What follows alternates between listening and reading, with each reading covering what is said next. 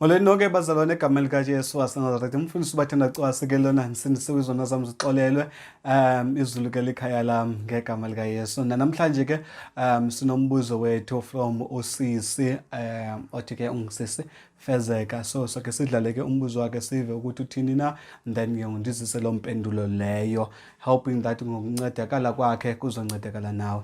Inkosi, masimamele ke. Kuzokulahleka intoni xa umzalwane avele abuyele kwizinto azaziyo uba nazirongo and zisisono, bekade ziyekile and then sekubuyele rongo and akasaboni ukuthi fani and seke understand, like abuyele ekuhlebeni, umona, ukukhohlakala, ekunqabeni njengezwe, ekunquleni izithixo, okanye angamind ukuba kwindawo apho kunqulwa khona izithixo. Igama lam ndingufezeka Mgobo, ndisindisiwe. Okay, siyabulela seswami ngombuzo wakho sesifezeka.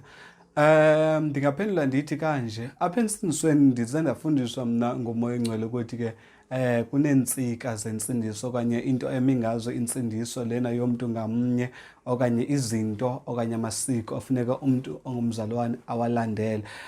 Ndatyhilekela ke zizo zinto zokuthi zizinto nje eziyi-8 ekufuneka umzalwane ahlale zijongile ngamaxesha onke. Zikhona ke nezinye endingazongeza, but ezi zoyi-8 zona izinto zibalulekile, zizo zimbamba umzalwane grounded okanye ehleli apha kuMoya Oyingcwele nalapha ebukhoneni bukaThixo. So whenever ke ngoku khona ingxaki emzalwaneni okanye ekwazi ukuthi abuyele back, kuzoko kuhlaseleke uSathane ehlasele ezi zinto ndithi zii-pillars zensindiso ziyi-8, because ke angeke siyibalekele into yobana wena siswam sisemfazweni, silwa noSathana day in and day out. uSathane uhlala okokoko ehlasela, akaphumli mntakabawo. Uhlala nje esihlasela ngamaxesha onke nje. Ibandla likaKristu Yesu uhlale nje elihlasela, nabazalwane uhlale ehlasela. Uzawumjonga ngamaxesha onke uSathane ukuthi ndingamfumana kanjani lo mzalwane. So impendulo yam ndingakunikeza okokuqala, xa umzalwane ehlelwe yiloo nto leyo, kuzoko efikelwe lutshaba olunguSathane, kuzoko uSathane emhlasele, and then uSathane kuze akwazi ukuthi ekuhlasela ade akuwina ngolu hlobo othetha ngalo ke ngoku. Kunezinto azithagetayo apha emzalwaneni, ezi zinto zizi-8 ke endithi zii-pillars zensindiso. Uthageta zona ezo zinto ezo, and then after ezidestroy ezo zinto ezo kube easy ke ngokuthi umzalwane abe uyabiwa ngamandla obumnyama nanguSathane, because ke kuzoko mos ngoku sekefelwa nasesazela entliziyweni yakhe xa seke njalo lo mzalwane lo. So ngoba ezi zinto ziyi-8 zenza ukuthi umzalwane akwazi ukuthi esazeleni sakhe kuhlala isazela sakhe sihlale siphilile. So ezo zinto ezo, eyokuqala ngumthandazo, eyesibini ibe yi-dry fasting, eyesithathu ebe kukufunda ilizwi likaThixo, ebe kukushumayela okanye kungqina amandla enkosi Yesu, eyesihlanu ibe ku-fellowship with the Holy Spirit, eyesi-6 i-fellowship with abazalwane, enye ke ngoku ye-7 ngokuba umzalwane abe ne-faith, eye-8 ibe kukuthembeka kakhulu kwizishumi neminikelo. So ezo zinto ezo zoyi-8 mna ndaye ndatyhila ukuthi zezona zona zinto ezimbambayo umzalwane ekuthini ke ahlale ehleli entsindisweni yakhe okanye intsindiso yakhe, kungabikho easy ukuthi uSathane akwazi ukuthi ayihlasele. Mna ke ngoSathane uye amhlasele umntu ngokuthi kuqala ebe amandla okuthandaza, athi noba umntu ufuna ukuthandaza ufumanisa ukuthi hey, kunzima ngokuthandaza, andisakwazi uthandaza ngendlela ebendikade ndithandaza ngayo. Ufumanise ukuthi ke ngoku amandla okuthandaza wasekho, uyazela xa uqala ngathi uyathandaza uthi usathi ubaba egameni likaYesu waseNazaretha ube sowusiya ebuthongweni mntakabo, okanye ube sowucinga ingqondo yakhe ikhawuleze icinga ezinye izinto. So once wasihlele zizinto ezinjalo, ubo-understand ukuthi yeyi, intsindiso yam ngoku iyahlasela, uSathane apho ajonge khona ujonge ekuthini andiwisa, andisuse total entsindisweni yam. So that's the first sign ke ngoku ekubonakala ukuthi uSathane usemva kwakho, ukuthi ungakwazi ukuthandaza ngalaa ndlela ubukade uthandaza ngayo, okanye uvune umthandazo wakho ukuthi heyi, hayi nditsala nzima ngokwemthanazweni wam. So ukuze ke ngokusinde ungafani nalo mzalwane lo oseke wile ke ngokuyena, kudingeke ngokuthi ke uthethe inyani phaa kuThixo, umxelele uThixo, Thixo kwenzeka oku noku noku ebomini bam, uhlambulule nakumfundisi wakho, and fight ngandlela zonke nje mntakaba, ungavumi ulwele intsindiso yakho, ngoba iyalwela intsindiso yakho, uzilwele ezo zinto ezomthandazo. So ne-fasting ke nayo iyanyanzela inyama yakho, ngoba xa somke umthandazo ne-fasting kuyonqeneka ngapha ecaleni. So iyanyanzela inyama yakho ukuthi ke nayiqhubekeke ifaste ngenkani, ngoxesha ingavumiyo ifaste ngenkani. So kuye kube mnandi ke ngokuthi mhlambi uqale ngokuthi aphinde uziqalele phansi xa seyabiwe fasting ubukazi ufaste 3 days 4 days 5 days 7 days mhlawumbe sezabiwe izinsuku ezingaka uqale phansi again ngokuthi mhlawumbe uqale ngoba 1 day abe ngomgqibo kwakho la 1 day leya uvuye celebrate ukuthi ndikwazile ukunqoba ndakwazi umoyisa uSathane le ndaba fasting. So liye lehlulakale ke kanjalo ke la demon elilwa ifasting.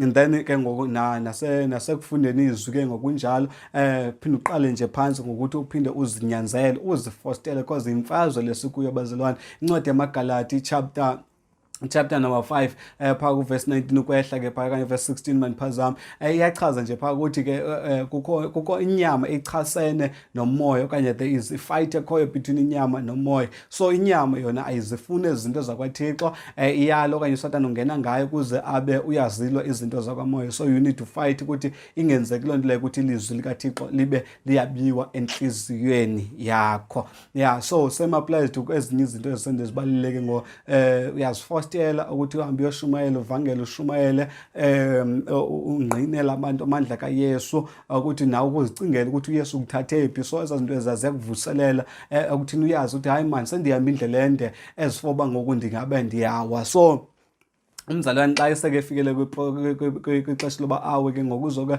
kubiwe nobungqina enhlizweni yakhe seke lilibele ukuthi uThixo ndilande phi kanye kuze ndibe lapho le ndawo ndikuyo nje ndisuka phi nalo Thixo. So once ukhuhlale phansi nje ukuzicinga zonto bandisuka phi kanene nalo Thixo ndisuka phi nalo Yesu ndilande phi Yesu kubuye wabungqina enhlizweni yakho kulapho ngokwazi khona ukuthi umnqobe uSathane angabi nakunye kanye abe nabango phezulu kwempilo yakho. So izinto ezinjalo ke ezibiwe ke ngumtyholi uSathane xa efuna ukuthi amuyise umzalwane. So kuzoka kubiwe izinto ezinjalo xa ebuyele umzalwane esonweni nokuthi ke ngoku umoya ingcwele uhlala ethetha mos nomuntu ngamnye koko akaxela ukuthi hey le ndawo kuye ngoku-wrong nditsho noba ungasetywaleni noba ungasentonini namntakaba umoya ingcwele xa ulapho kuloo ndawo uyaxelela ukuthi akufanelanga wena ukuthi ube lapha kule ndawo. But ke ngoko uSathane uye athethe ngamandla apha enhliziyweni yomntu ambonise ukuthi hayi mani le nto lonako ukuthi uyenze mntakabawo akuvalele ngokuthi mhlawumbe yenze ingqondo yakho ixakeke kakhulu athi noba uyathetha umoya ingcwele ungakwazi ukuthi uyive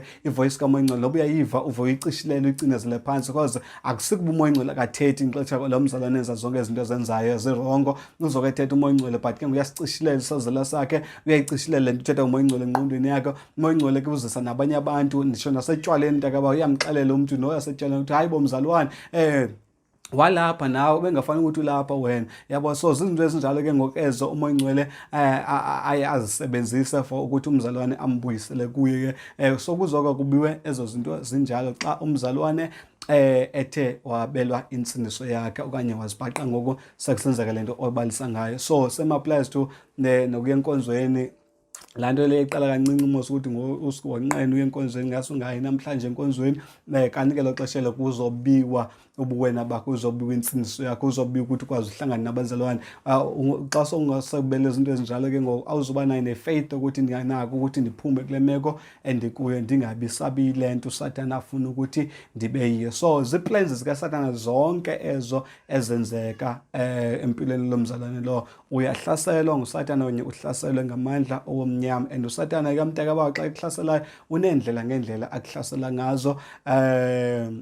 He is very clever uSathane. Xa sithetha ngoSathane sithetha ngento nje very clever. uSathane uwise ngendlela engumangaliso. Buza kuwisa ufuna ukuwisa uSathane akaqali namhlanje ukuthi akuwise uyakuprepare akupreparele into obana uzukwazi ukude uwe yilento ayifunayo yena enguSathane. So uSathane mhlawumbe ngenza umzekelo uba kuyaplanwa ngami ngoku kulona unyaka kuplan into obana ngo-2030 ndibe ndingasathethi le nto ndiyithetha ndibe sendingasasiniswanga ndibe sendisenzeka le nto uyithetha ngayo ke siswami ukuthi ke ndibuyele ekuthini ndiyonqula izinyanya ndinqule izithixo ndinqule ezinye izinto nje ndijole ndenze zonke izinto nje ezingahlambulukanga phambi kobuso bukaThixo ebese ndisithi mna ndiziyekile ndohlukene nazo. So yonke le nto leyo iplan nguSathane uyiqala uyiplana namhlanje ngelo xesha elizobe senzeka ngalo ngo-2030 loo nto leyo uzobe seyiplane wayigqiba uSathane now eplanela u-2030 ukuthi uzondibamba ngo-2030. So kuzobe kwenzeka izinto ezinjalo ke nakumzalwane lo xa ethe wawa. Ndiyakholwa ke ndiyathemba futhi ukuthi ndikuphendulile ke umbuzo wakho ke sisi. Hoping that ke nawe mbukeli ufundile khona into ibambileyo uzijonge nawe ipillars zensindiso yakho hlala uthikisha uzijonge ukuthi ndenza kanjani kwi-prayer life yami ndiyehla okanye ndiyenyuka, uba uyazibona wehlile zama ukuthi wenyuka, uba uyazibona ukuthi i-fasting yakho selebiwa ngophinde unyuse mani standard sakho, zama kuyaliwa apha bazalwane, apha emhlabeni ayondawo yankenenkene, ayilo lizwe lankenenkene, kuyaliwa. We need to fight, sifayithele intsindiso yethu ngoba siyadingwa ekhaya ezulwini. Ulindiwe nawe mzalwane wami ekhaya ezulwini. God bless you all in Jesus mighty name. Ndiyanithanda nonke ke. Ufuna ukuthandaziswa ke, unengxaki onayo, ungandifonela kwezi phone numbers ozibonayo apha esikrinini, and then uba uyafuna nawe ukuthi ube unombuzo obuzayo and then ufake evidweni njengalena, ivideo endenzileyo ngoku apha, ungathumela ke ivideo yakho uyenze ube short kangangokunako mzalwane, please, at least 30 seconds, uchaze nje ukuthi ngubani igama lakho, umbuzo wakho bese uthumela, yeah. And then ke ndizawukwazi ukuthi ndiwuphendule mna kwi-videos ezilandelayo. God bless you all. Please subscribe ke kwi-channel yam lena ke, ucofe nale notification bell mntakaba, so that xa ndiposte something new uyibone into endiyipostileyo. uYesu makanisikelele nonke in Jesus mighty name. Please xelele nabanye abantu ngale channel eninayo apha ku-YouTube, bathandwa cwasi.